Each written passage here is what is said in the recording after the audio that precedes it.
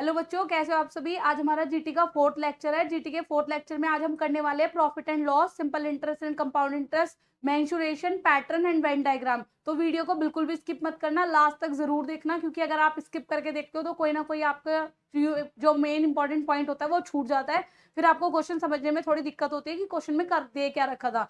तो चलो फटाफट से क्वेश्चन देख लेते हैं कि क्वेश्चन किस तरीके से आते हैं। पहला टॉपिक है आपका profit and loss. Profit and loss का पहला क्वेश्चन आपको दिख रहा होगा। पहला क्वेश्चन आपको किस तरीके से दे रखा है। पहला क्वेश्चन आपको दे रखा है the cost price of 36 books is equal to the selling price of 30। यानी कि कह रहा है cost price of book equal to selling price of 30 books. तो जैसे जिस चीज को बोल रहा है पहले उसको वैसे लिख लो अपने। तो जैसे बोल रहा है वो कह रहा है 36 कॉस्ट प्राइस को हम सीपी बोल सकते हैं, इक्वल है किसके 30 के एसपी, यानी कि सेलिंग प्राइस के बराबर है। यहाँ तक कोई डाउट। इसको ऐसे लिखने के लिए बोला था, उसने बोला था 36 का कॉस्ट प्राइस, 36 का कॉस्ट प्राइस इक्वल है सेलिंग प्राइस ऑफ 30 बुक्स के, तो इसको इक्वल रख लिया। अब जब हम ऐसा क्वेश्चन कर रहे होते हैं तब हमारी जो होती है वैल्यू, जो कॉस्ट प्राइस की होगी वो होगी हमारी ये, और जो सेलिंग प्राइस की होगी वो वैल्यू होगी हमारी ये। क्योंकि रेशो एंड प्रोपोर्शन में भी जब आपने पढ़ा था तो रेशो एंड प्रोपोर्शन में भी ए बी सी का जब रेशो निकलवाता है तो जो जिसके आगे की वैल्यू दी होती है वो उसकी रिवर्स होती है। तो इसमें हमें पता चल गया कि हमारा सेलिंग प्राइस है 36 और कॉस्ट प्राइस है हमारा 30। तो ये सभी को पता है। कॉस्ट प्राइस मतलब जिसपे हमने खरीदा, हमने कोई चीज 30 रुपए में खरीदी और 36 में उसको सेल कर दिया, तो हमें जाहिर सी बात है कि प्रॉफिट हुआ है। प्रॉफिट कितने का हुआ है हमें 6। प्रॉफिट कितने का हो गया हमें 6 का, यानी कि 30 माइनस 6। अब हमें फॉर्मूला पता है। फॉर्मूला वैसे ज्यादातर बच्चे बोलते हैं मैम भूल गए, याद नहीं है। तो बेटा दोबारा एक बार रिवाइज कर लो कि फॉर्मूला होता है हमारा प्रॉफिट परसेंटेज निकालने के लिए, क्योंकि हमसे वो प्रॉफिट एंड लॉस परसेंटेज पूछ रहा है। तो प्रॉफिट अपॉन में सीपी इंटू 100, ये होता है हमारा फॉर्मूला। अगर लॉस भी होगा तो ऊपर लॉस आ जाएगा, सीपी नीचे कॉस्ट प्राइस ही आएगा, सेलिंग प्राइस नहीं आएगा। इसमें आपको प्रॉफिट हुआ है 6 रुपए का। 6 रुपए आपके ऊपर आ गए, नीचे आता है कॉस्ट प्राइस। कॉस्ट प्राइस कितना है आपका 30 मल्टीप्लाई बाय 100। जो कैंसिल हो सकता है उसको कैंसिल करो, ये हो गया यहाँ पे, ये आ गया आपका 20%, यानी कि आपको कितने का प्रॉफिट हुआ है 20%। ऑप्शन हो जाएगा ए। क्वेश्चन नंबर सेकंड देखते हैं। सेकंड क्वेश्चन में क्या कह रहा है आपको कि पूजा ने एक ओल्ड स्कूटर खरीदा। ओल्ड स्कूटर इतने में खरीदा और इतने रुपए उसके रिपेयर्स पे खर्च करे। मतलब कि अगर मैं कोई चीज खरीद रही हूँ, पुरानी भी खरीद रही हूँ, कोई सपोज मैंने 10 रुपए की कोई चीज खरीदी, पेन खरीदा उसको, लेकिन उसकी बॉडी बॉडी ले ली मैंने, लेकिन अंदर का रिफिल उसका यूज का नहीं था, तो मैंने यूज के लिए रिफिल दूसरा लिया। तो अगर मैं रिफिल 2 का अलग से लेती हूँ तो मेरे 12 रुपीज टोटल खर्च हुए ना। तो यही इसमें है कि उसने एक ओल्ड स्कूटर खरीदा और उसके स्पेंड करे इतने रिपेयर करवाने में। तो यानी कि टोटल कॉस्ट उसने कितनी पे करी। टोटल कॉस्ट प्राइस क्या हो जाएगा आपका, टोटल कॉस्ट प्राइस हो जाएगा 4700 और नीचे आ जाएगा रिपेयर का खर्चा। तो ये कितना आ गया आपका, ये आ जाएगा आपका, ये आ गया आपका 5500 रुपए, यानी कि 5500। यहाँ तक कोई डाउट नहीं है, क्योंकि जो रिपेयर की कॉस्ट बोलेगा वो भी आपको उसमें ऐड करके चलनी है। भाई पैसे तो आपकी जेब से ही जा रहे हैं, तो खर्चा तो वो आपका ही हो रहा है। आगे क्या कह रहा है वो उसमें, आगे कह रहा है कि उसने उसको सेल कर दिया 5800 में। कितने में सेल कर दिया 5800 में, और टोटल पैसे खर्च हुए उसके इतने। तो हमें साफ दिखाई पड़ रहा है कि इसमें भी उसको क्या हुआ है प्रॉफिट, क्योंकि जब सेलिंग प्राइस ज्यादा होता है तो हमारा क्या होता है प्रॉफिट। तो इसमें हमें क्या हो गया, प्रॉफिट कितने का हो गया हमें, सेलिंग प्राइस है इसका 580, यानी कि प्रॉफिट हमें कितने का हो गया, इसमें प्रॉफिट हो गया हमें 300 का।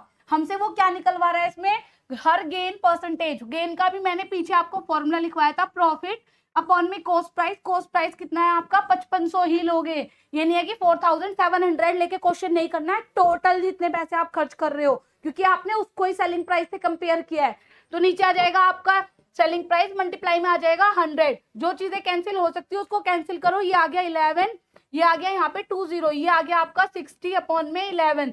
यानी कि आपको या तो 60 अपॉन में 11 देखने के लिए मिल जाएगा, या फिर ऑप्शन में ऐसे दिया होगा मिक्स फ्रैक्शन में। अगर आप इसको सॉल्व करते हो तो 5/11% ही इसका आंसर आ रहा होगा। तो चलो नेक्स्ट क्वेश्चन देखते हैं।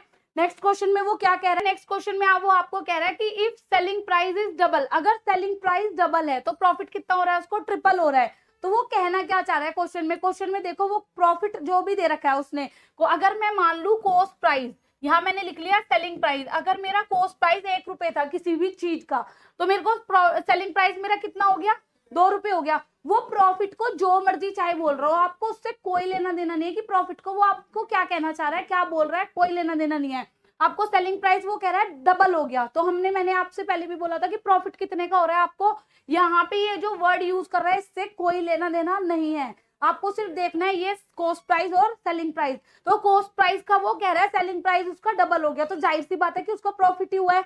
तो यानी कि ये हो गया आपका प्रॉफिट अपॉन में कॉस्ट प्राइस मल्टीप्लाई बाय 100। तो प्रॉफिट कितने का हुआ है, 1 रुपए का। कितना सेलिंग प्राइस था, 1 रुपए मल्टीप्लाई बाय 100। ये इससे कैंसिल हो गया, तो कितना बचा आपके पास 100%, यानी कि प्रॉफिट उसको कितना हुआ है 100% ही प्रॉफिट हुआ है। नेक्स्ट क्वेश्चन देखते हैं। नेक्स्ट क्वेश्चन में क्या कह रहा है, नेक्स्ट क्वेश्चन में आपको कह रहा है कि अगर उसको एक होलसेलर है, पहले उसको 10% का प्रॉफिट हुआ, फिर उसके बाद 15% का हुआ, नेक्स्ट किसी को रिटेलर को 25% का हुआ, देन उसके बाद उसके प्रोडक्शन कॉस्ट गई हमारी इतनी, तो वो हमसे निकलवा क्या रहा है, कॉस्ट ऑफ प्रोडक्शन, मतलब रिटेल प्राइस इतने चले गए, कॉस्ट ऑफ प्रोडक्शन निकलवा रहा है। जब भी आपको 2 या 3 कितनी भी परसेंटेज दे रखी हो, तो बेटा इस तरीके का क्वेश्चन आपको करना कैसे होता है, जो लास्ट में आपको प्रोडक्शन कॉस्ट निकलवा रहा है, रिटेल कॉस्ट दे रखी है, जो लास्ट की आपको परसेंटेज दे रखी है और उसी की आपको वैल्यू दे रखी है। तो सबसे पहले आप उस वैल्यू को लिखो 1265 मल्टीप्लाई में क्या चला जाएगा, जो आपको पहली परसेंटेज दे रखी है, पहली परसेंटेज कितनी दे रखी है, आपको दे रखी है 10%। अगर मैं किसी चीज की वैल्यू 100 मानू, मेरे को 10% का उसमें प्रॉफिट हो रहा है, तो 10% का अगर प्रॉफिट हो जाएगा तो 100 में मैं 10 ऐड कर लूंगी, कितना हो जाएगा मेरा 110। तो नीचे आ जाएगा मेरा 110 अपॉन में 100 आ जाएगा। तो उसके बाद नेक्स्ट क्वेश्चन, नेक्स्ट मेरे को कितने परसेंट का प्रॉफिट बोल रहा है वो, नेक्स्ट मेरे को प्रॉफिट हुआ है 15% का, तो इसको भी मैं रिवर्स करके लिखूंगी 115। नेक्स्ट बोल रहा है 125, उसको भी मैं क्या करके लिखूंगी, रिवर्स। क्यों ऐसा मैंने किया क्यों है, क्योंकि मुझे लास्ट जो परसेंटेज दे रखी थी वो रिटेल की दे रखी थी, और रिटेल का ही मुझे प्राइस दे रखा है। मुझसे पूछ रहा है कि स्टार्टिंग में जो प्रोडक्शन लगा था वो कितना लगा था, तो मैं परसेंटेज को रिवर्स करके मल्टीप्लाई करूंगी। अगर मुझसे वो रिटेल का प्राइस निकलवा रहा होता और बाकी सारी मुझे प्रॉफिट की परसेंटेज दे रखी होती, तो मैं इनको सीधा करके मल्टीप्लाई करती, यानी कि मेरी जो परसेंटेज है वो ऊपर चली जाती और 100 मेरा कहाँ जाता, नीचे। तो जो चीजें कैंसिल हो सकती है उसको कैंसिल करो, बाकी की मल्टीप्लाई करो। क्वेश्चन में हमने ये जीरो से ये जीरो कैंसिल कर ली, 11 1 11, 1 और 5, इससे ये कैंसिल हो गया हमारा, यहाँ पे आ गया 25 और 100, 4 और 2, यहाँ पे हमारा बच क्या गया 4 2 जा 8, यानी कि 800 रुपए, यानी कि मेरी कॉस्ट कितनी आ गई है इसकी 800 रुपए। यहाँ तो कोई डाउट नहीं है। अब बस ध्यान ये रखना है कि वो आपसे क्या कॉस्ट निकलवा रहा है, लास्ट वाली देके पहली वाली निकलवा रहा है तो परसेंटेज को रिवर्स कर लो, और अगर पहली वाली देके लास्ट वाली निकलवा रहा है तो जैसे जो परसेंटेज दे रखी है 100% में ऐड कर लो। अगर वो आपको इसमें लॉस बोल रहा है तो 100 से माइनस कर लो। नेक्स्ट क्वेश्चन देखो अपना। तो बेटा नेक्स्ट क्वेश्चन आपको दिया हुआ है, नेक्स्ट क्वेश्चन आपको इस तरीके से दिया हुआ है कि a man buy a cycle इतने में, sell it at a loss of 15%। तो आपसे सेलिंग प्राइस पूछ रहा है, तो जब आपको लॉस दे रखा हो और कॉस्ट प्राइस दे रखा हो और सेलिंग प्राइस निकलवा रहा हो, तो आपका फॉर्मूला होता है, फॉर्मूला क्या होता है आपका, selling price is equal to होता है आपका cost price multiply 100 minus loss percentage आपकी जो आपको दी हुई है, और अपॉन में आ जाएगा 100। तो देखो बेटा बस आपको जो भी इनमें से चारों में से कोई एक वैल्यू देके कोई भी एक वैल्यू निकलवा रहा होगा तो यही फॉर्मूला जाएगा। बस फर्क कितना होगा, अगर आपको लॉस बोल रहा है तो बीच में माइनस आ जाएगा, अगर आपको प्रॉफिट बोल रहा है तो बीच में प्लस आ जाएगा। ये कॉमन सेंस की चीज है, ये आप भी अपना दिमाग कितना यूज कर सकते हो। नेक्स्ट देखो आपसे क्या कह रहा है, कॉस्ट प्राइस कितना कह रहा है 1400, उसके बाद कह रहा है 100 माइनस परसेंटेज कितनी दे रखी है 15 अपॉन में 100, तो ये हो जाएगा आपका 1400 मल्टीप्लाई, आप इसको माइनस करोगे अपॉन में आ जाएगा आपका 100, 2 जीरो से 2 जीरो कैंसिल, इन दोनों की मल्टीप्लाई कर लोगे, इन दोनों की मल्टीप्लाई आपकी कितनी आ जाएगी 1190, यानी कि ये आ गया आपका selling price. Option number C कर दोगे आप इसमें टिक। बस चीज का क्या ध्यान रखना है, इनमें से कुछ भी देके कुछ भी निकलवाए, फॉर्मूला लर्न होना चाहिए, साथ ही साथ आपको ये पता होना चाहिए कि अगर प्रॉफिट बोल रहा है तो प्लस होगा, लॉस बोल रहा है तो माइनस होगा। नेक्स्ट क्वेश्चन देख लेते हैं। नेक्स्ट क्वेश्चन में वो क्या कह रहा है, नेक्स्ट क्वेश्चन है आपका सिंपल इंटरेस्ट और कंपाउंड इंटरेस्ट का। नेक्स्ट क्वेश्चन में वो आपसे क्या कह रहा है, क्वेश्चन शुरू का ही है, वो थोड़ा सा ट्रिकी भी क्वेश्चन है और थोड़ा इंपॉर्टेंट भी है, तो थोड़ा ध्यान से समझना क्वेश्चन को। क्वेश्चन में वो क्या बोल रहा है, कह रहा है एक सर्टेन मनी है, कुछ भी पैसे हैं जो सिंपल इंटरेस्ट पे दिए थे 1500 में 4 साल के लिए और 1860 दिए थे 7 साल के लिए, तो बताओ कि रेट ऑफ परसेंट क्या होता है। तो बेटा सबसे पहला काम क्या है आपका, क्या कह रहा है 1500 रुपए दिए थे आपको 4 साल के लिए और 1860 दिए हैं आपने 7 साल के लिए। तो जो यहाँ पे आपका डिफरेंस है, पहले आप अपना डिफरेंस ले लो ईयर्स का कि कितने साल का डिफरेंस है दोनों के अमाउंट में। दोनों के अमाउंट में आपका डिफरेंस कितने का है 3 ईयर्स का। कितने का डिफरेंस हो गया, 3 इयर्स का हो गया। उसके बाद देखो आपकी वैल्यू क्या कह रहा है, वो आपको 1500 कह रहा है और ये कह रहा है 1860। तो अब आप अपनी अमाउंट का डिफरेंस देखो, अपनी अमाउंट का डिफरेंस निकालोगे तो कैसे माइनस कर लोगे इसको, ये आ गया आपका 6 और ये आ गया 3, 360। यानी कि 3 साल के अंदर उसको, जब आपको सिंपल इंटरेस्ट में, ये सिर्फ सिंपल इंटरेस्ट के लिए मैं बोल रही हूँ आपको, और ये क्वेश्चन आपको सिंपल इंटरेस्ट में ही पूछता है। जब आपको सिंपल इंटरेस्ट में ही एक कुछ साल के लिए बोल रहा है, दूसरा कुछ और साल के लिए बोल रहा है, तो सबसे पहला काम होता है आपका डिफरेंस निकालना, कि जो चीज कॉमन है वो निकालो। कॉमन आ गया 3 साल। उसके बाद जो हमारी अमाउंट थी हमने वो कॉमन निकाल ली 360, यानी कि वो आ गया आपका 3 साल का इंटरेस्ट, 3 साल का। अब 3 साल तो मेरे दोनों में से है नहीं, या तो 4 साल है या 7 साल है, तो मैं या तो 4 में कन्वर्ट करके क्वेश्चन करूंगी या मैं 7 में कन्वर्ट करके क्वेश्चन करूंगी। तो देख लेते हैं पहले, 360 है हमारा 3 साल का, एक साल का हमारा कितना आ जाएगा 120। अगर मैं 4 साल का इंटरेस्ट निकालू तो मेरा 4 साल का इंटरेस्ट हो जाएगा 480। ये हो गया मेरा इंटरेस्ट, यानी कि एसआई 4 साल का। टाइम हो गया मेरा 4 ईयर और अमाउंट हो गई मेरी 1500। तो मुझसे का अमाउंट हो गया 1500 रुपए। अब आपसे प्रिंसिपल, क्योंकि फॉर्मूला होता है प्रिंसिपल का, तो प्रिंसिपल आपका क्या हो जाएगा, जब आपको एसआई ये दे रखा है, अमाउंट दे रखा है 1500, तो अमाउंट माइनस सिंपल इंटरेस्ट होता है आपका। अमाउंट हो गई 1500, इंटरेस्ट हो गया आपका 480, इसको माइनस कर लोगे आप, कितना आ जाएगा 01। ये आ गई आपके प्रिंसिपल। तो आपसे पूछ रहा है रेट कितना आएगा, तो रेट का फॉर्मूला होता है simple interest multiply by 100 upon में आ जाएगा आपका P इंटू टी। जो भी आपको इन चारों में से, जो भी तीनों में से चीज दे रखी है वो आपकी इस साइड चली जाएगी, जो आपसे पूछ रहा है वो आपकी इस साइड आ जाएगी। क्वेश्चन में सिर्फ फॉर्मूला यही जाएगा, फॉर्मूला एक ही है, याद रखना है, बस क्रॉस मल्टीप्लाई करके आगे पीछे करनी है चीजें। आपको सिंपल इंटरेस्ट आ गया आपका 480 मल्टीप्लाई बाय 100 और नीचे प्रिंसिपल दे रखा है 1020 मल्टीप्लाई बाय टाइम हो गया आपका 4। तो अगर हम इसको काट पीट के क्वेश्चन को सॉल्व कर लेते हैं, ये हो गया इससे कैंसिल, ये हो गया यहाँ इससे कैंसिल, तो अगर हम इसको काट पीट के क्वेश्चन को सॉल्व करते हैं तो आपका इंटरेस्ट आ जाएगा 11.76। अगर आप इसको सॉल्व कर लोगे तो आपका रेट ऑफ इंटरेस्ट आ जाएगा 11.76, यानी कि ऑप्शन नंबर 7 हो गया आपका, option number C. Next question देख लेते हैं। नेक्स्ट क्वेश्चन क्या कह रहा है, क्वेश्चन थोड़ा इंपॉर्टेंट है, क्योंकि ये क्वेश्चन वो जरूर देता है कि 2 साल का डिफरेंस वो देके और आपसे प्रिंसिपल या अमाउंट निकलवाएगा। तो क्वेश्चन को थोड़ा ध्यान से देखना, और है भी कुछ नहीं क्वेश्चन में, सिर्फ फॉर्मूले का खेल है। फॉर्मूला याद होगा तो क्वेश्चन अपने आप सॉल्व हो जाएगा आपका। क्वेश्चन में कह रहा है difference between simple interest and compound interest annually on a certain sum of money 2 years. Time दे रखा है आपको 2 इयर्स, हमेशा 2 इयर्स में ही देके पूछेगा कि 2 इयर्स का डिफरेंस दे रखा है सिंपल इंटरेस्ट कंपाउंड इंटरेस्ट का। ये आपको रेट दिया हुआ है, तो बताओ इसका प्रिंसिपल कितना होगा, यानी कि प्रिंसिपल, या फिर आपको प्रिंसिपल देके रेट ऑफ इंटरेस्ट देके डिफरेंस पूछेगा, तो भी आपको डिफरेंस वाला यही फॉर्मूला लगाना है, अलग अलग निकाल के माइनस नहीं करना है। क्वेश्चन में देखो कह रहा है कि इसका डिफरेंस दे रखा है 1 रुपए और रेट ऑफ इंटरेस्ट दे रखा है इतना। तो पहले जो जो दिया हुआ है हम इसको लिख लेते हैं। ये आपका 4%, आपका अब यहाँ पे हो गया आपका जो डिफरेंस दे रखा है वो दे रखा है 1 रुपए। तो आपसे पूछ रहा है प्रिंसिपल, तो देखो बेटा इसका फॉर्मूला होता है difference is equal to P R upon 100 की पावर 2। ये होता है आपका इसका फॉर्मूला क्वेश्चन का। अब इसमें से आपको प्रिंसिपल देके डिफरेंस निकलवा रहा हो, आपको रेट ऑफ इंटरेस्ट निकलवा रहा हो, कोई सी भी तीनों चीजों में से कोई एक चीज अगर निकलवा रहा है तो आप क्वेश्चन को ऐसे ही सॉल्व करोगे। क्वेश्चन में आपको क्या दे रखा है, डिफरेंस 1 रुपए दे रखा है, प्रिंसिपल आपको पता नहीं है, रेट ऑफ इंटरेस्ट आपको 4 दे रखा है, 4 अपॉन 100 की पावर 2। तो ये हो जाएगा आपका 1 मल्टीप्लाई 100 इंटू 100 अपॉन में आ जाएगा 4 इंटू 4। तो ये हो गया आपका P। तो ये इसको अगर आप कैंसिल करोगे तो 4 2 जा 8 और 4 5 जा 4 2 जा 8 4 5 जा, तो प्रिंसिपल कितना आ गया आपका, प्रिंसिपल आ गया आपका 625, यानी कि ऑप्शन हो जाएगा आपका ए। तो नेक्स्ट क्वेश्चन, बस इस क्वेश्चन को जरूर रिमाइंड कर लेना, मार्क कर लेना, इंपॉर्टेंट में टिक कर लेना, एक बार रिवाइज जरूर करके जाना। 2 साल का आपको डिफरेंस देके प्रिंसिपल निकलवाएगा या फिर प्रिंसिपल देके डिफरेंस निकलवाएगा। कुछ बच्चे बोलेंगे मैम कर लेंगे, अगर आपसे डिफरेंस निकलवा रहा है तो हम तो फॉर्मूला लगा लेंगे सिंपल इंटरेस्ट और कंपाउंड इंटरेस्ट का। भाई इतनी अकलबंदी नहीं चमकानी होती, 1 मिनट का क्वेश्चन है, 1 मिनट में आपको सिर्फ जो जितनी भी शॉर्ट से शॉर्ट ट्रिक लगा सकते हो वो लगाओ, और वो आपको प्रैक्टिस से ही आएगी। नेक्स्ट क्वेश्चन देखो आप अपना। नेक्स्ट क्वेश्चन क्या कह रहा है आपको, नेक्स्ट क्वेश्चन में कह रहा है कि एक सिंपल इंटरेस्ट जो आपसे निकलवा रहा है कंपाउंड इंटरेस्ट, आपको प्रिंसिपल दे रखा है, टाइम दे रखा है और रेट ऑफ इंटरेस्ट दे रखा है। बहुत सिंपल क्वेश्चन है, 6th 7th 8th क्लास में हमने यही क्वेश्चन पढ़े होते हैं, बट याद नहीं होते, बाकी मैम भूल गए, याद नहीं है, कैसे याद रखें, 12th क्लास का याद रखें, इसका याद रखें, पता नहीं कैसे याद नहीं होती। मूवीज तो सारी याद हो जाती है बच्चों को। अब देखो प्रिंसिपल क्या कह रहा है आपको, प्रिंसिपल कह रहा है 25,000 और टाइम कह रहा है आपसे 3 ईयर और रेट दे रखा है आपको 12%।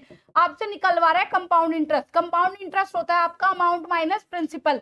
तो अमाउंट का फॉर्मूला होता है amount is equal to principal 1 plus R upon 100 की पावर टी, यानी कि टाइम। अब देखो यही कुछ क्वेश्चन तुम्हें याद भी आ रहा होगा। ये क्वेश्चन जब मैंने आपको रेशियो प्रोपोर्शन का क्वेश्चन करवाया था, पॉपुलेशन से रिलेटेड एक क्वेश्चन करवाया था, तो पॉपुलेशन या फिर डेप्रिसिएशन एप्रिसिएशन का क्वेश्चन होता है, उसमें भी हम सेम यही फॉर्मूला अप्लाई करते हैं, बस नाम चेंज हो जाते हैं। पॉपुलेशन दे रखी होती है, इंक्रीज हो रही है इतने बाय इतने ईयर्स में, तो वो हम उसमें अप्लाई कर लेते हैं। यहाँ पे आपको अमाउंट और प्रिंसिपल की फॉर्म में क्वेश्चन दे दिया, बस जो वैल्यू दी हुई है उसको पुट कर लो और फिर क्वेश्चन को सॉल्व कर लो।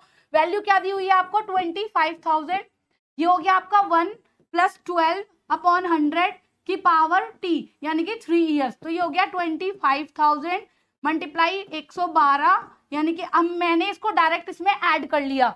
आप इसे ऐड भी कर सकते हो, शॉर्ट फॉर्म में कट रहा है तो काट भी लो, लेकिन ऐड कर लिया हमने इसको। 112 कितनी बार कह रहा है, 3 बार लिखने के लिए कह रहा है, हमने भी इसको 3 बार लिख लिया। तो जो कट रहा है उसको काटो और सॉल्व करके जो आ रहा है वो आपकी आ जाएगी अमाउंट। क्या आ जाएगी अमाउंट, तो अमाउंट आ रही है आपकी 35,123.2, ये आ रही है आपकी इसमें अमाउंट। तो आपसे अमाउंट तो वो पूछ नहीं रहा है, आपसे क्या पूछ रहा है, कंपाउंड इंटरेस्ट। कंपाउंड इंटरेस्ट क्या होता है, अमाउंट माइनस प्रिंसिपल। तो कंपाउंड इंटरेस्ट हो जाएगा आपका 35,123.2 माइनस हो जाएगा 25,000 इसमें से, तो माइनस कर लेंगे तो कितना आ जाएगा इसका, ये आ जाएगा आपका 10,123.20, यानी कि option number C. Next question देख लेते हैं। देखो नेक्स्ट क्वेश्चन में आपकी क्या कह रहा है, नेक्स्ट क्वेश्चन में कह रहा है आपको कि कंपाउंड इंटरेस्ट का रेट निकालना है। आपको दे रखा है सम मतलब कि प्रिंसिपल, और साथ में दिया हुआ है आपको अमाउंट, और साथ में दिया हुआ है आपको टाइम, यानी कि 2 ईयर्स। तो क्वेश्चन का फॉर्मूला अप्लाई करो। क्वेश्चन का फॉर्मूला क्या होता है, amount is equal to 1 plus R upon 100 की पावर टी। सिंपल सॉल्व करना है क्वेश्चन को कैलकुलेशन से, और बेटा जितना हो सके कैलकुलेशन हाथ से किया करो। बहुत सारे बच्चे फोन यूज करते हैं, बेटा फोन यूज यहाँ कर लोगे, पेपर में फोन नहीं मिलेगा, वहां पे फिर बैठे रहोगे 1 मिनट के क्वेश्चन को 4 मिनट लगाओगे, कोई फायदा नहीं है उस चीज का। तो अगर कैलकुलेशन करोगे तो डिजिट्स कितना ही इंसान ढूंढ के ले आएगा इधर उधर से, डिजिट्स भी वही होंगी जो आपने प्रैक्टिस की होंगी। तो अगर आप प्रैक्टिस कर लेते हो तो आपके लिए अच्छी बात है, नहीं करते हो तो कोई बात नहीं भाई, आप देख लो क्या करना है। फिर क्वेश्चन देखो, अमाउंट क्या कह रहा है आपको इसमें, अमाउंट कह रहा है 1348.32, प्रिंसिपल कह रहा है आपको इसमें 1200, उसके बाद कह रहा है 1 प्लस आर, आर आपको दी नहीं हुई है, टाइम कह रहा है आपको 2 ईयर। तो जब आपको इस तरीके से क्वेश्चन दिया हो, वैसे तो बहुत इजी है कि आप इसे कर सकते हो। करोगे क्या, अब आप इसको जो आपको अमाउंट दी हुई है उसके नीचे ले आओ अपनी प्रिंसिपल को, ये आ गई आपके प्रिंसिपल नीचे, जो आपके बराबर में है 1 प्लस आर अपॉन 100 की पावर 2। अब देखो जब ही भी आप इस तरीके का क्वेश्चन देखोगे तो जो आपको ये इधर वाली वैल्यू होगी ना, एक पॉइंट पे काट पीट के इस तरीके से आएगी कि अगर आपको यहाँ स्क्वायर दे रखा है तो ये आपके स्क्वायर बन रहे होंगे, अगर आपको यहाँ क्यूब दे रखा है तो ये क्यूब बन रहे होंगे, यहाँ 4 5 कुछ भी दे रखा है वो उस पेयर में बन रहे होंगे। तो सबसे पहला काम होता है आपका ये देखने का कि अगर स्क्वायर दे रखा है तो आपका स्क्वायर कहाँ जा रहा है। स्क्वायर देख लेते हैं, अगर हम इसको काट लेते हैं 2 से, 2 6 जा, यहाँ पे आ जाएगा 2 6 जा, 2 7 जा, 2 4 जा, 2 1 जा और 2 6 जा, दोबारा से काटते हैं 2 3 0, यहाँ आ जाएगा 2 3 और 2 3 7.08। अगर पॉइंट वाली डिवाइड नहीं आती है तो यहाँ पे 8 नहीं, पॉइंट लगा के 08 आएगा। क्यों आएगा, क्योंकि 2 डिजिट एक साथ आप नीचे उतार रहे हो, ये तो कॉमन सेंस की बात है, यूज कर सकते हो। अब नीचे आ जाएगा आपका 100 और ऊपर क्या आ जाएगा, आपके कट के ऊपर आ जाएगी आपकी 112.36, ये आ गया आपका ऊपर 2.36। तो उसके बाद आपको करना क्या है, आपको करना है स्क्वायर रूट, यानी कि जो स्क्वायर दे रखा है ये आ जाएगा आपका इधर रूट पे, इन दोनों के 11 2.36 अपॉन में 100 का square is equal to 1 plus R upon 100। ये हो गया अब आपका जो 1112.36। अगर आपको स्क्वायर समझ में आता है कि स्क्वायर याद है, स्क्वायर रूट निकालना आता है, नहीं आता है तो एलसीएम लो और उसके पेयर बनाओ। तो ये हो गया आपका 10.6 का और नीचे वाला हो गया आपका 10 का। तो 1 plus R upon 100, equation solve ही तो करनी है। 10.6 upon 10 minus 1 is equal to R upon 100। तो ये हो गया आपका, अगर इसको आप सॉल्व करते हो तो ये आ गया 0.6 upon 10 multiply by 100 is equal to R. तो अगर आप इसको काट पीट के सॉल्व करते हो तो आर बराबर आपकी कितनी आ जाएगी 6%, यानी कि कौन सा ऑप्शन हो जाएगा आपका ए। नेक्स्ट क्वेश्चन देख लेते हैं। नेक्स्ट क्वेश्चन में क्या कह रहा है, नेक्स्ट क्वेश्चन में कह रहा है आपका मेंसुरेशन। मेंसुरेशन वाले टॉपिक में सबसे पहला काम है आप लोगों को फॉर्मूले रिवाइज होने। अगर आपको फॉर्मूले याद है तो आप क्वेश्चन बहुत इजीली कर सकते हो, और अगर फॉर्मूले याद नहीं है तो क्वेश्चन नहीं होंगे। सोचोगे कि ऐसे हो जाएंगे, ऐसे नहीं होते भाई क्वेश्चन, फॉर्मूले तो याद करने ही पड़ेंगे। और तुम्हें काम ही क्या, पढ़ने का ही तो है, वो भी नहीं हो रहा और क्या करोगे फिर तुम। नेक्स्ट क्वेश्चन देखो, नेक्स्ट क्वेश्चन में आपसे क्या रहा है। नेक्स्ट क्वेश्चन कह रहा है आपसे area of an equilateral triangle जिसकी आपको साइड दी हुई है। सब कुछ तो दे रखा है, क्या पता होना चाहिए बस। एरिया ऑफ इक्विलेटरल ट्रायंगल क्या होता है formula, area of equilateral triangle होता है आपका एरिया ऑफ इक्विलेटरल ट्रायंगल। क्या होता है आपका इक्विलेटरल ट्रायंगल का फॉर्मूला, फॉर्मूला होता है इक्विलेटरल ट्रायंगल का √3/4 साइड स्क्वायर, यानी कि जो भी आपको साइड दे रखी है। इस क्वेश्चन में अगर आपको ऑप्शन में √3 में आंसर दे रखा है तो √3 में छोड़ोगे, अगर आपको इसमें √3 को सॉल्व करके दे रखा है तो √3 में सॉल्व करोगे, या √3 की उसने जो वैल्यू साइड में मेंशन कर रखी है आप उसमें क्वेश्चन को सॉल्व करोगे। क्वेश्चन देखो आप, √3/4 साइड कितनी हो गई मेरी यहाँ पे 16, तो यानी कि 2 टाइम्स लिखना है इसको, ये आ गया यहाँ 4 1 जा 4, 4 4 जा 16, यानी कि आ गया 64√3। मीटर में है तो मीटर में, सेंटीमीटर में है तो सेंटीमीटर में, यानी कि option number D. Next question देखो इसका, नेक्स्ट क्वेश्चन में क्या कह रहा है आपको, कह रहा है रेशियो बिटवीन एरिया, किसके बीच में दे रखा है, एरिया, एरिया के बीच में दे रखा है आपका रेशियो किसका, स्क्वायर का। और एरिया ऑफ स्क्वायर क्या होता है आपको फॉर्मूला, मैंने अभी पहले ही कहा कि अगर आपको फॉर्मूले याद है तो आप कर लोगे, और नहीं याद है तो नहीं होंगे। एरिया ऑफ स्क्वायर होता है आपका साइड स्क्वायर, और आपसे क्या पूछ रहा है, पेरीमीटर। तो पेरीमीटर ऑफ स्क्वायर का फॉर्मूला क्या होता है आपका, पेरीमीटर ऑफ स्क्वायर होता है बेटा आपका 4 × साइड। ठीक है, क्वेश्चन में अब आपको दे रखा है, अब आपको पता है कि area of square side square होता है, तो यानी कि जो आपको एरिया का रेशो दे रखा होगा वो या तो स्क्वायर में दे रखा होगा, जाहिर सी बात है जब स्क्वायर होता है तो स्क्वायर में ही होगा आपका एरिया। तो ये हो गया आपका एरिया, साइड क्या हो जाएगी आपकी स्क्वायर, 36 किसका होता है 6, 5 25 किसका होता है 5। अब आपसे क्या पूछ रहा है, पेरीमीटर का रेशो। पेरीमीटर क्या होता है आपका 4 × साइड, 4 × साइड, 4 से 4 कैंसिल, कितना रेशो आ गया आपका 6:5, यानी कि ऑप्शन नंबर बी। तो देखो बेटा नेक्स्ट क्वेश्चन, नेक्स्ट क्वेश्चन में आपको क्या कह रहा है, इंपॉर्टेंट भी बोल सकते हो एग्जाम के पॉइंट ऑफ व्यू से, क्योंकि क्वेश्चन है भी कुछ नहीं और है भी बहुत कुछ क्वेश्चन में, मतलब देख के लग रहा है कि क्या ही पूछ लिया इसमें, कैसे निकालेंगे अब हम इस क्वेश्चन को। कुछ भी नहीं पूछा है, बहुत सिंपल सी चीज पूछी है, क्या, रेडियस पूछी है आपसे। तो रेडियस तो पता ही है फॉर्मूला क्या होता है, लेकिन फॉर्मूला लगाओगे किस बिहाफ में, जो आपको दे रखा होगा। तो आपको क्या बोल रहा है कि ट्रेवल 22 किलोमीटर इन 100 राउंड्स। जब आपको क्वेश्चन में इस तरीके से दिया हुआ हो, स्क्वायर नहीं लगा रखी, क्यूब नहीं लगा रखी, सिंपल किलोमीटर या मीटर सेंटीमीटर लिख रखा है, तो वो हमेशा आपका पेरीमीटर होता है। क्यूब होगी तो वो वॉल्यूम होगा, स्क्वायर लगी होगी तो वो आपका एरिया होगा। अगर कुछ नहीं मेंशन कर रखा है तो इसका मतलब वो आपका पेरीमीटर होगा या फिर आपकी सरकमफ्रेंस होगी, क्योंकि आपको सर्कल बोल रहा है इसमें, रेडियस पूछ रहा है, तो वो आपकी सरकमफ्रेंस हो जाएगी। क्वेश्चन देखो क्या कह रहा है, ये आपकी सरकमफ्रेंस दी हुई है, लेकिन किस फॉर्म में दी हुई है अब आपको देखने के लिए मिल रहा है। क्वेश्चन का आंसर जो आपने रेडियस है ना वो मीटर में है, तो सबसे पहला काम क्या है आपका, इसको मीटर में कन्वर्ट करोगे। सरकमफ्रेंस को कैसे कन्वर्ट करोगे, circumference is equal to 22 kilometre. 1 metre में कितने किलोमीटर होते हैं 1000, कितने राउंड कंप्लीट कर रहा है 100, यानी कि कैंसिल हो गए, सरकमफ्रेंस मेरी कितनी आ गई 220 मीटर, ये आ गई मेरी सरकमफ्रेंस। अब मुझसे पूछ क्या रहा है वो, रेडियस। अब रेडियस का फॉर्मूला क्या होता है, यानी कि सरकमफ्रेंस का फॉर्मूला होता है 2πr।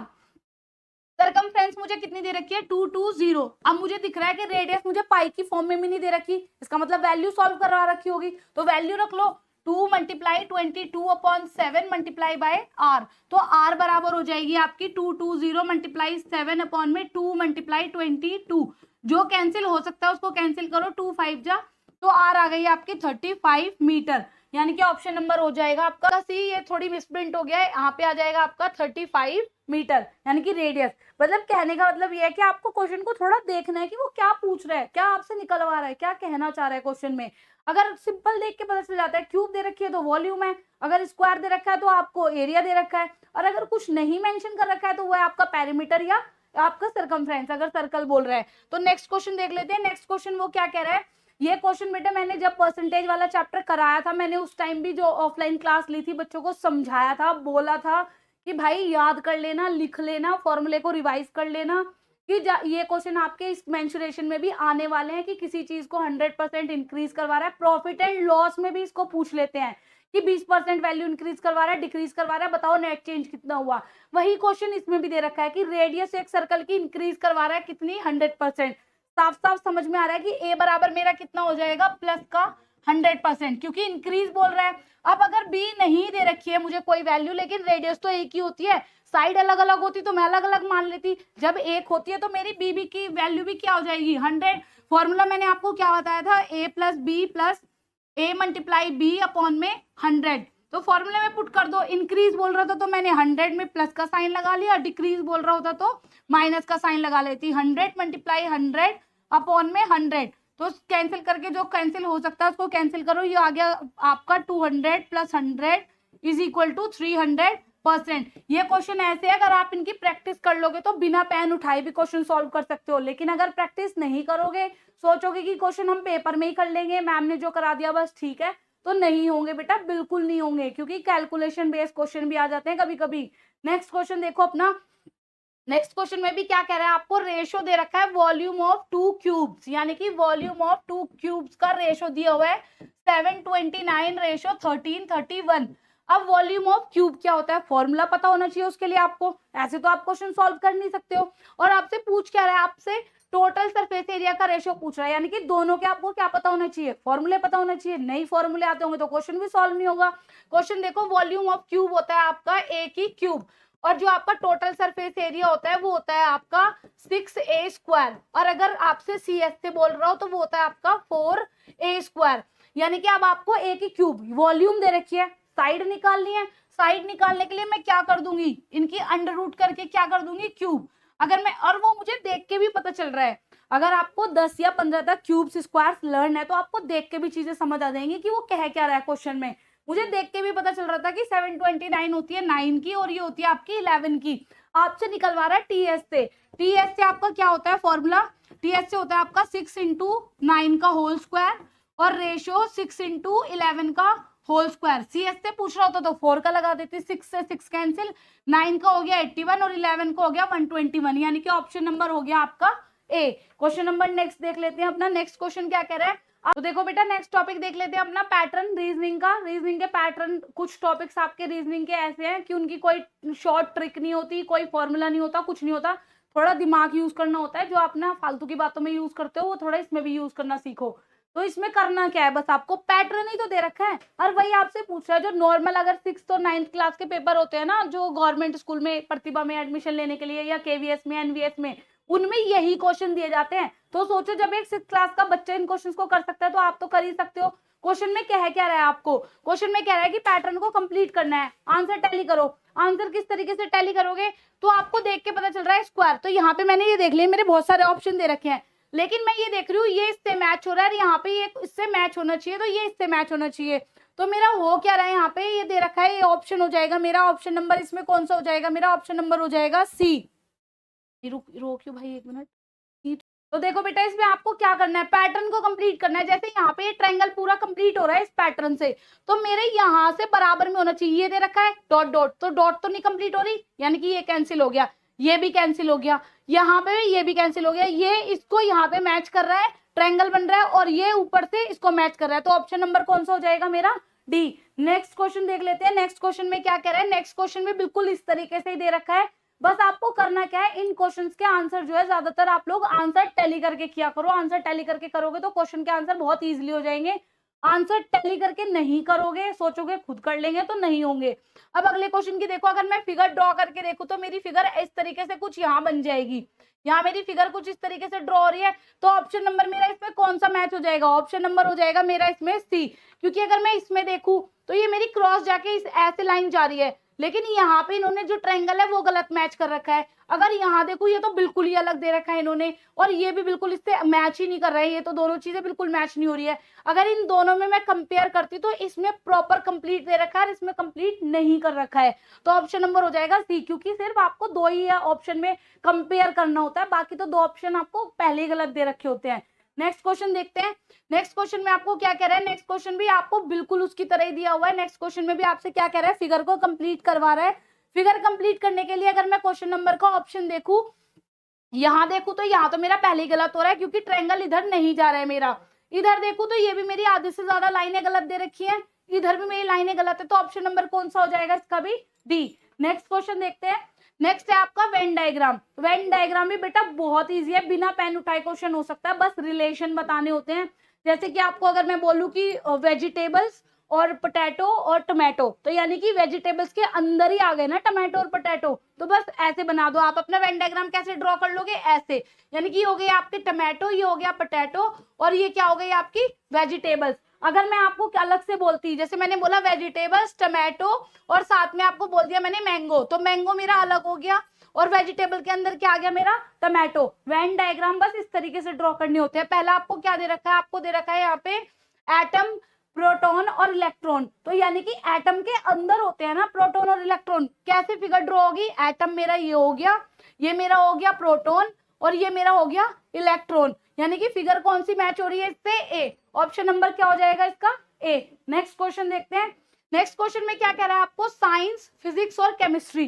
साइंस के अंदर ही तो आती है फिजिक्स और केमिस्ट्री, अलग अलग तो नहीं है। तो कैसे ड्रॉ होगी? साइंस ये हो गई, ये हो गई मेरी फिजिक्स और ये हो गई मेरी केमिस्ट्री। कौन सा ऑप्शन मैच हो रहा है इसका भी? ए। क्वेश्चन नंबर नेक्स्ट देखते हैं इसका भी। नेक्स्ट क्वेश्चन में आपको क्या कह रहा है? गोल्ड, ज्वेलरी और सिल्वर। ठीक है, अब बोलोगे मैम इसका भी तो वही हो जाएगा, बट नहीं, ज्वेलरी गोल्ड सिल्वर की थोड़ी ना होती है, और भी होती है, फ्लावर्स की भी बन जाती है, कॉपर की भी बनती है, मेटल की भी बनती है। तो कैसे ड्रॉ करोगे? ज्वेलरी जो बीच में मेन आपका चीज है, ये हो गई आपकी ज्वेलरी, ये हो गई आपकी गोल्ड और इधर हो गया ये आपका सिल्वर। तो बीच में जो बच गया यानी कि गोल्ड और सिल्वर के अलावा जो हो गया वो आपकी ज्वेलरी कुछ और भी तो हो सकती है, जरूरी थोड़ी है गोल्ड और सिल्वर की ज्वेलरी होती है आपकी। तो कौन सा ऑप्शन टैली करोगे आप इसका? सी। नेक्स्ट क्वेश्चन देखते हैं। नेक्स्ट क्वेश्चन में कह रहा है रोज, फ्लावर और लोटस। ये भी बिल्कुल सेम हो जाएगा। फ्लावर, फ्लावर के अंदर हो गया हमारा रोज और ये हो गया हमारा लोटस, क्योंकि सारे तो हमारे रोज और फ्लावर्स लोटस नहीं होते ना, तो ये हो गया हमारा लोटस, ये हो गया हमारा रोज और ये हो गया हमारा फ्लावर। बाकी भी तो फ्लावर्स होते हैं, सिर्फ रोज और लोटस थोड़ी होते हैं, बहुत सारे फ्लावर्स होते हैं। तो बहुत सारे फ्लावर्स यहाँ पे और भी तो फ्लावर्स होंगे, ये रोज हो गए इधर और ये हो गए मेरे लोटस, तो बाकी भी तो फ्लावर्स बच गए। तो कौन सा ऑप्शन टिक हो जाएगा इसका भी? डी। तो बच्चों यहीं तक की आज की क्लास थी। अगर कोई भी क्वेश्चन आप लोगों को कोई भी डाउट हो तो आप कमेंट जरूर कर देना। अगर वीडियो अच्छी लगी है तो चैनल को लाइक, शेयर एंड सब्सक्राइब जरूर करना, जिससे हमें भी मोटिवेशन मिले कि हम आपको और अच्छा कंटेंट प्रोवाइड करवा सके।